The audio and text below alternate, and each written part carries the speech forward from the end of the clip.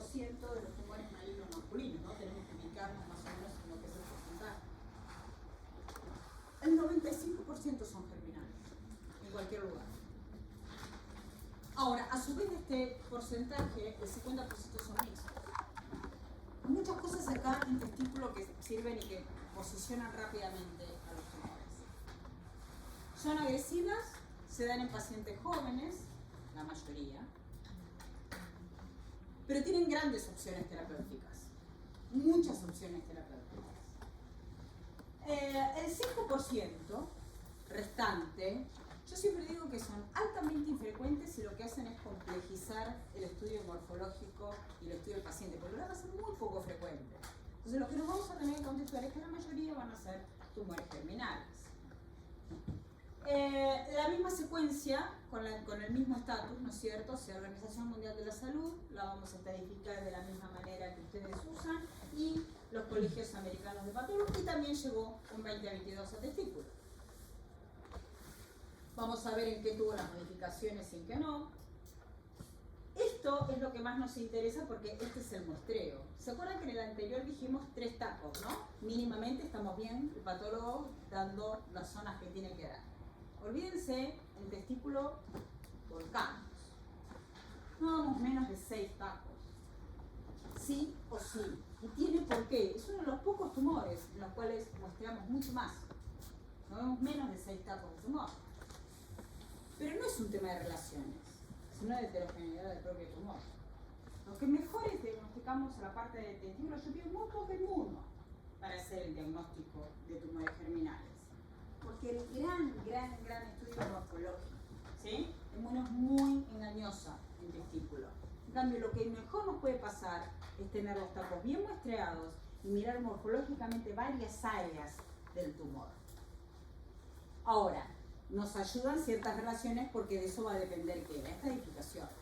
Entonces tenemos que tener sí o sí la rete muestreada, vamos a ver qué es invasión y qué no es invasión. Tenemos que tener, por supuesto, las túnicas, ¿sí? Porque de eso también va a ser parte de la estadificación. Tenemos que ver el tumor adyacente, el parénquima adyacente, ¿dónde? Ahí, al lado del tumor, porque si tengo que buscar neoplasia germinal in situ, está pegada. No está lejos, no me sirve. ¿Para qué voy a dar ese taco? Está pegada. Si tenemos o no tenemos invasión de epididimo, entonces lo que buscamos en el tumor es todas esas relaciones estén muestreadas en cada uno de los tacos. Sabiendo que voy a dar como mínimo un taco por centímetro, ¿sí? Un taco por... ¿Cuándo no voy a dar 6 tacos de tumor? Y si el tumor mide 4 centímetros, no me va a dar para 6 tacos a lo mejor. ¿Ok? Pero mínimamente tengo que tener, o sea, no doy los 6 tacos si el tumor es muy chiquito. Pero con un tamaño más o menos habitual de los tumores que se operan, tenemos que tener como mínimo 6 tacos por protocolo de tumor. Miren ustedes lo que son las estadificaciones. ¿Qué nos importa? Hay que ir a buscar siempre los vasos, donde estén los vasos. Porque donde estén los vasos, eso es un T2.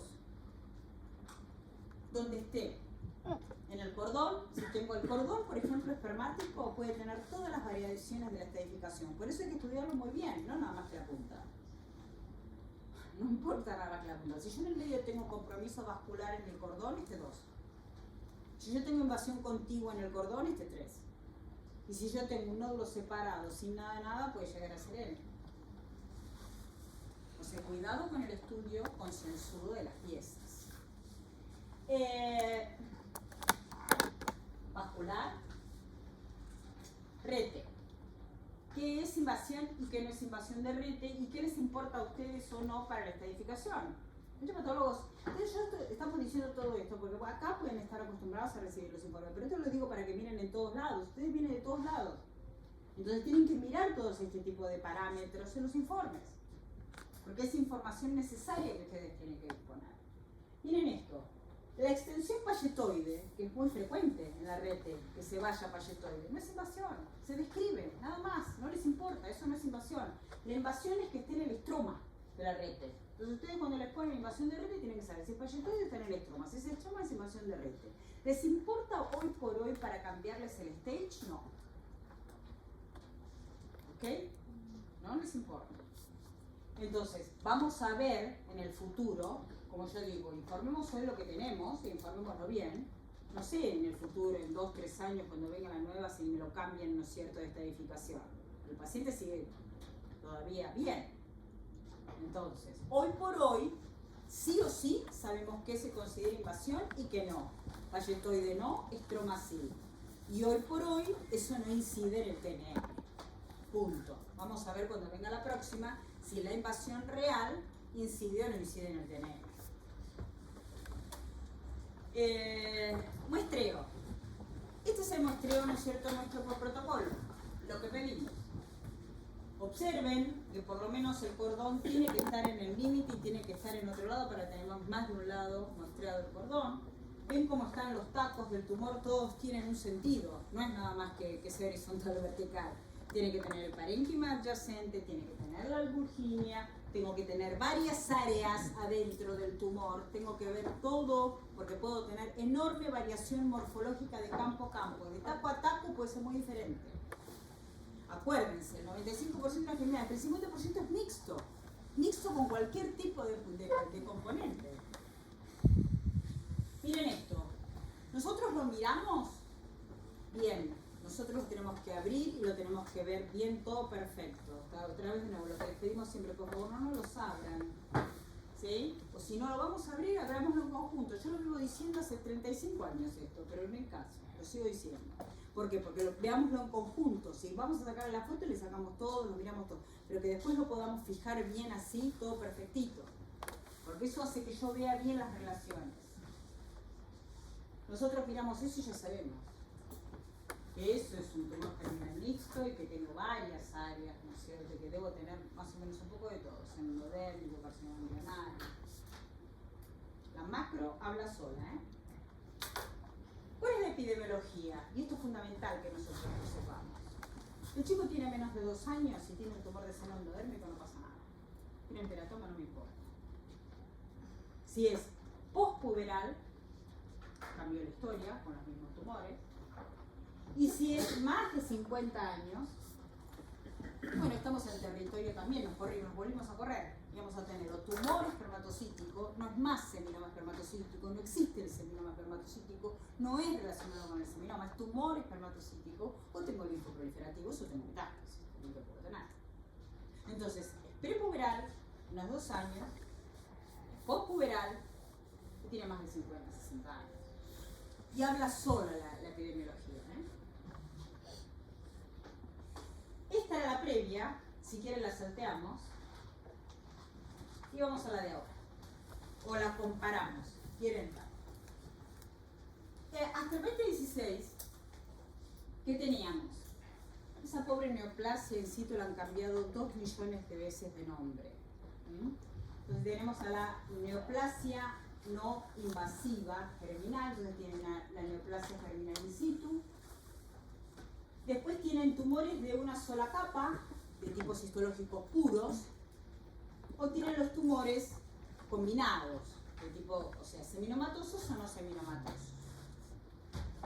Después separa los tumores no relacionados con el epitelio germinal o con el origen germinal. ¿Ven cómo ya colocan ahí lo que había estado en el cambio de nombre?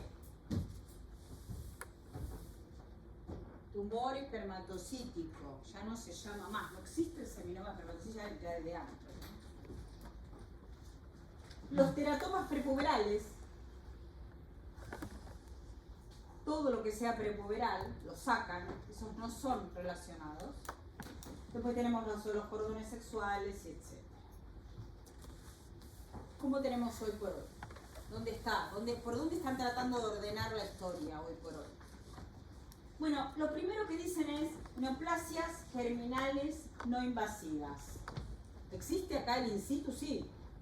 Porque acá tenemos a la neoplasia germinal in situ. Bueno, de ahí empieza todo, ¿no? Isocromosoma 12 y de ahí puedo dar cualquier cosa. Una neoplasia germinal in situ puedo tener todo. Seminoma, carcinoma embrionario, tumores endodérmico, postpuberales, mixtos. Después pone lo que vendría a ser derivados, ¿no es cierto? Estamos en tumores germinales derivados de la neoplasia germinal in situ. Seguimos. Seminoma intratubular, el carcinoma embrionario, trofoblasto, tumores de seno endodérmico. Después pone, abre adentro y dice, tumores de la familia germinoma. ¿Por qué quieren hacer esto? Porque los tumores germinales, ustedes saben que pueden llegar a ser gonadales o extragonadales. ¿Por qué están haciendo este orden? Bueno, gonadales los tenemos a nivel ovárico, a nivel testicular, que es lo que estamos hablando ahora. ¿Dónde más tenemos de tipo germinales que pueden llegar a ser, ¿no es cierto?, primitivos? A nivel gonadal, o podemos llegar a tener a nivel mediastinal o a nivel central. ¿Sí? Yo puedo tener germinales. Y lo que se considere retroperitoneo no es germinal extragonadal. Eso salió de la regresión, ¿sí?, o de la metástasis de gonadal. El retroperitoneo no es primitivo extragonadal. Si hay retroperitoneo, tenemos que ir a mirar el testículo del gonadal, o a nivel de gónadas. El problema es que nosotros estamos acá en testículo y que siempre lo llamamos como germinales, seminoma, ¿no? Estamos hablando así de los tumores. Pero los que están en el sistema nervioso central, ¿cómo lo llamaban? Al tumor, al seminoma que tienen en el sistema nervioso central. Lo llamaban germinoma. Toda la vida el diagnóstico no se hacía, ni de seminoma ni nada, le ponían germinoma. Entonces, ¿qué estábamos teniendo? La organización mundial de la salud, el problema que tenía era, estaba teniendo por un lado al seminoma, por otro lado estaba con los gonadales y extragonadales, y después estaban con los otros, que era el mismo, que para tratarlo lo llamaban germinoma. Entonces está teniendo como nombres múltiples. Entonces lo que están tratando de hacer es, bueno, vamos a ordenarnos todos en una nomenclatura, pero es lo que está pasando en muchas neoplasias. Estamos ordenándonos para hablar todos más o menos de lo mismo. Como ustedes van a ver que vamos a hablar de los tumores neuroendocrinos, en otros órganos, y que vamos tratando todos de homologar algún tipo de idioma más común o de comprensión biológica de los tumores, pero esto por los tratamientos. Por eso están poniendo acá la palabra esta. Tumores de la familia germinoma. Entonces ya aparece ahora de nuevo. Pero ¿quiénes están adentro de esa familia? El seminoma y el seminoma con células de tipo sencillo trofoblástico. El resto de las variedades no nos importan, ¿sí? Entonces seguimos con esas dos nada más. Después tenemos a los tumores germinales no seminomatosos, o sea, los que vendrían, si quieren, de tipo no seminoma, de tipo puro o no, o combinado. Y después pone algunas entidades que los vuelve a relacionar. Miren esto, que tal vez es lo más interesante respecto del anterior, y es esto. Tumores germinales no relacionadas con neoplasia germinal in situ. ¿Ok? Y de ahí, ¿quién tienen? Al tumor espermatocítico, al teratoma prepuberal, lo que dijimos antes, lo separan groseramente. Miren, el prepuberal no está relacionado a lo que es el quiste dermoide y el quiste epidermoide. Al teratoma prepuberal es lo mismo que el tumor seno endodérmico prepuberal, que es la única forma que lo van a ver puro y antes de los 2 años. A los dermoides y los epidermoides, ¿sí? A los quistes, ¿no es cierto? De eso el que más tiene publicado en el mundo es un hombre que se llama Thomas Ulbright, que tiene todos los quistes dermoides y epidermoides, uno de los primeros que trabajó con este tema diciendo que no tenían isocromosoma 12. Y lo que hoy se considera al tumor neuroendocrino bien diferenciado a nivel testicular, que se considera que es un teratoma monodérmico. Y todo, bueno, y con el concepto ese, ¿no? El espermatocítico, todo lo que es prepuberal es considerado como no relacionado de tipo germinal. La neoplasia germinal in situ, donde empezaría, ¿no es cierto?, el germinal, y donde empezarían los germinales, ¿no es cierto?, postpuberales, que se ven al lado. Miren acá, ahí tienen las imágenes, ¿no?, de lo que es la neoplasia, los túbulos seminíferos que están al lado de los tumores y cómo se ven esas células grandes, como si fuesen grandes huevos fritos que están ahí, que se ven directamente en panorámico, ¿sí?, que después se hacen la marcación y tienen esa marcación con fosfatasa alcalina placentaria, con CD117, que marcan igual exactamente el seminoma. Y vamos a entrar en el seminoma. Miren la macroscopía. Esto habla muy bien de reconocer las macroscopías individuales, porque después cuando los vemos mixtos ya lo estamos viendo y ya sabemos qué áreas estamos teniendo. Si el seminoma va a tener que tener, si es todo seminoma generalmente, lo vamos a ver todo blanquecino, ¿sí? Generalmente es sólido, ¿sí? Las áreas sólidas y blanquecinas son de seminoma. Así que ahí tienen un seminoma puro, ¿no? Y si es bien blanquecino, nodular.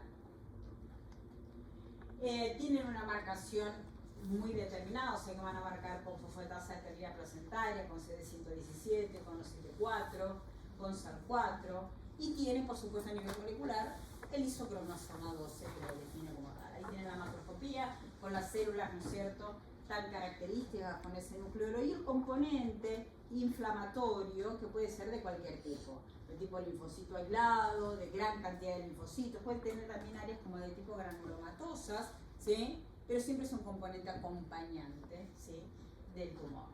Ahí lo tienen con fosfatasa, miren cómo, esa es una característica bastante particular, pero miren eso, tienen los túbulos seminíferos y tienen el patrón, que es de tipo intersticial. No es tan frecuente de ver esto, pero miren acá, este es el túbulo seminífero, esta es la neoplasia germinal in situ, y este es el seminoma que se está viendo ahí, que marca la neoplasia germinal in situ exactamente igual que el seminoma. No hay lugar todavía, sí lo sacaron, no lo tenemos dentro del tipo especial de seminoma, ese seminoma que nos llama la atención, que tiene un alto índice mitótico, que tiene áreas de necrosis, que a veces los vemos, pero no hay lugar todavía para catalogarlo como tal al seminoma anaplásico. Es un término que ha ido y ha vuelto varias veces, pero lo único que nosotros hacemos es describir el seminoma, colocar el índice mitótico que tiene, describir las áreas de necrosis, pero no lo ponemos, ¿no es cierto?, con el rótulo de seminoma anaplásico, porque no tiene lugar todavía, no lo tiene en la clasificación.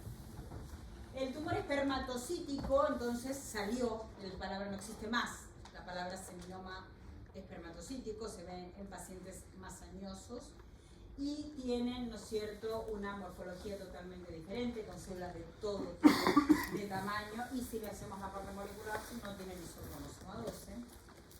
Y miren acá, es interesante, este es solo un paciente, solo un tumor de testículo. Miren acá, allá, esto es el endodérmico, esto es corio, esto es teratoma inmadura, miren acá, y esto es carcinoma embrionario. ¿Ok? Y va a tener las mismas áreas macroscópicas distintas. Esto es el porqué nosotros le tenemos que decir a ustedes los tipos que tienen y el porcentaje que tienen. Entonces, si yo no lo muestreo bien, esto es habitual, esto es de todos los días, si yo no muestreo mínimamente 6 tapos, ¿cómo les voy a decir todo eso? ¿Y qué porcentaje tiene de cada uno? Porque no es nada más que yo les diga tiene o no tiene carcinoma embrionario. Lo que quieren saber ustedes también es si tiene predominantemente seminoma, si tiene predominantemente carcinoma embrionario, si tiene predominantemente endodérmico. El patólogo entra, como van a ver, varias veces con ustedes a diagnosticar el tumor germinal. El patólogo puede entrar desde la biopsia, porque pueden estar buscando un paciente que entró con retroperitoneo y que quieren saber qué tiene a nivel de biopsia, porque le tienen que hacer radioterapia porque la quimio no le sirve. Entonces, donde más frecuente, eso es más raro, pero donde más frecuentemente podemos entrar es en el intraoperatorio. Y después en el estudio de la pieza. Pero no paramos ahí, porque después viene que lo tratan. ¿Y después qué viene? El estudio de las masas post-quimioterapia, que son tan importantes como el estudio de la pieza, porque de eso tienen que decidir si el paciente paran ahí, si el paciente lo vuelven a mandar a quimio, no lo vuelven a mandar a quimio. Sigue la vida, Entonces, lo tenemos que ver bien, porque aparte, entenderlo bien de entrada y ver los porcentajes, vamos a ver que cuando vengo con las masas cambia un montón el tumor por el tratamiento. Y otra vez de nuevo les tenemos que decir lo mismo. Entonces es importante tenerlo bien muestreado de entrada, porque pueden ser opciones terapéuticas distintas. Las combinaciones son todas. O sea, no es que todas las combinaciones las hemos visto y las vemos, cualquiera. Puede haber algunas más frecuentes o unas menos más infrecuentes, pero posibles todas entre los germinales.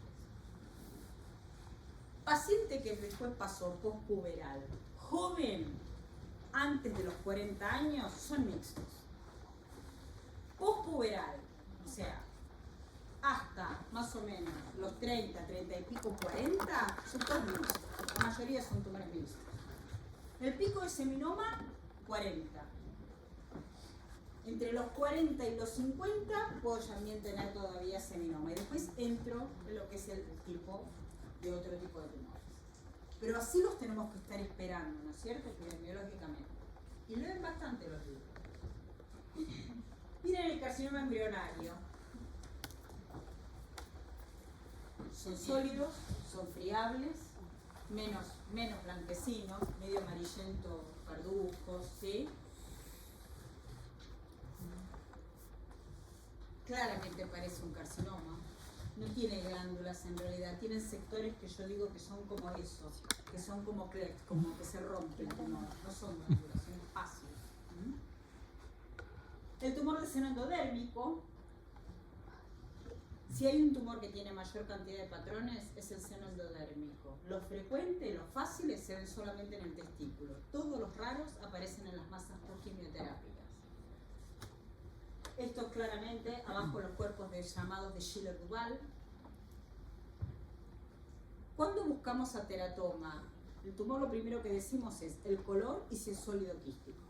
Si en algún área es quístico, ese área es de teratoma.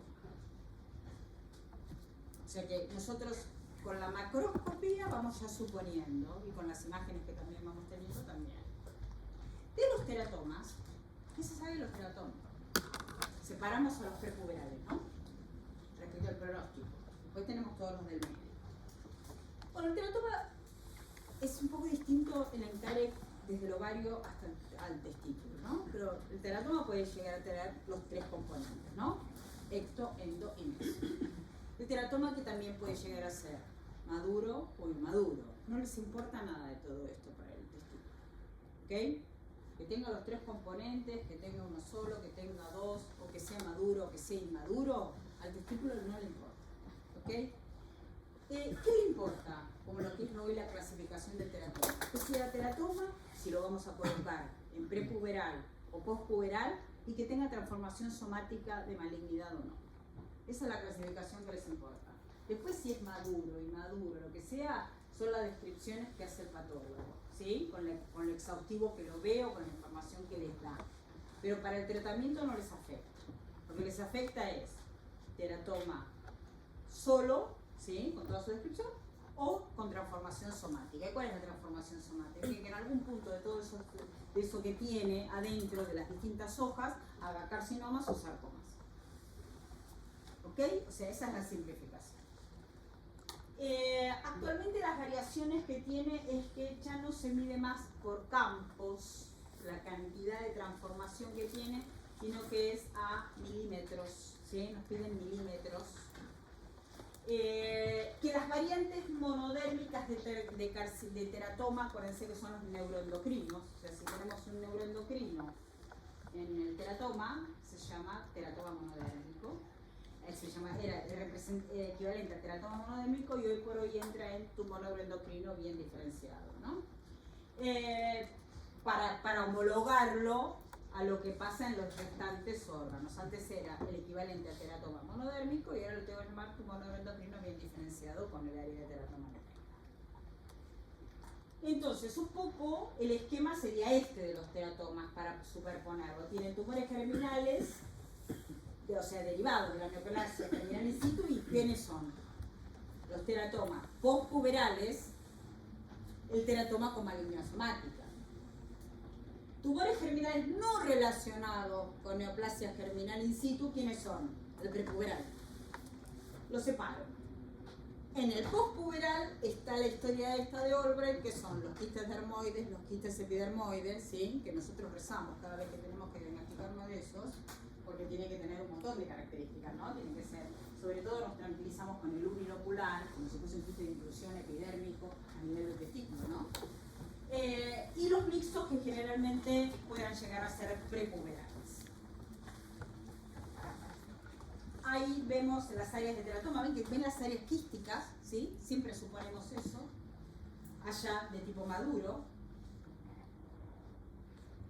acá con cartílago inmaduro, allá con transformación somática, miren las glándulas, aquel de arriba tiene seno endodérmico, el de acá arriba tiene la parte madura y tiene carcinoma embrionario. Mixtos es donde más frecuentemente los van a ver. Coriocarcinoma. Acá hubo una discreta variación en el coriocarcinoma y es esto. Esas son las macroscopías típicas de cito y de sincicio trofoblasto. Y miren esto, esta es la variación que hay hoy por hoy y que son los tumores trofoblásticos, como se llaman. Otra vez de nuevo emparentándolos a lo que pasa, ¿no es cierto?, a nivel placentario, ¿no? Les ponen los mismos nombres. Ve que todo eso es lo que está tratando de hacer la Organización Mundial de la Salud. Que tratemos de llamar todo lo que sea parecido del mismo nombre, o por lo menos emparentándolo con sustratos. Entonces vamos a tener a tumores trofoblásticos, que van a ser tumor del sitio placentario, tumor trofoblástico epitelioide y tumor trofoblástico quístico. A ver, lo más frecuente de ver es que veamos el típico tumor trofoblástico de tipo coriocarcinoma. Estos que están acá son un dolor de cabeza en las masas postquimioterápicas. El concepto de tumor germinal es, lo frecuente lo vemos si tenemos suerte, ¿no? La mayoría, si tenemos un buen N de tumores germinales vistos, tenemos que decir que lo frecuente lo vemos en testículo, lo infrecuente en la masa postquimioterápica. Ahí es donde se nos complica la historia. Estas áreas han sido descritas originalmente, en realidad fue así, en las masas postquimioterápicas. Entonces no se entendía qué tumor era. Y cuando las terminaron de estudiar correctamente, más exhaustivamente, se dieron cuenta que en realidad eran todos trofoblásticos en masas postquimioterapia donde muestran patrones inusuales. Y es raro de ver esto en testículos, pero sí en masas postquimioterapia. Pero hoy por hoy cambió y lo aceptan, ¿no es cierto?, como clasificación original. Concepto de regresión, súper importante. ¿Lo vemos? Sí, lo vemos. ¿Ok? Paciente que tiene masas, ¿sí?, sin el antecedente gonadal y que tiene antecedentes, ¿no es cierto?, de tumores peritoneales y no tiene nada de testicular. Le hacen la ecografía testicular, hizo una muy buena ecografía testicular, va a mostrar alguna microclasificación, les va a dar.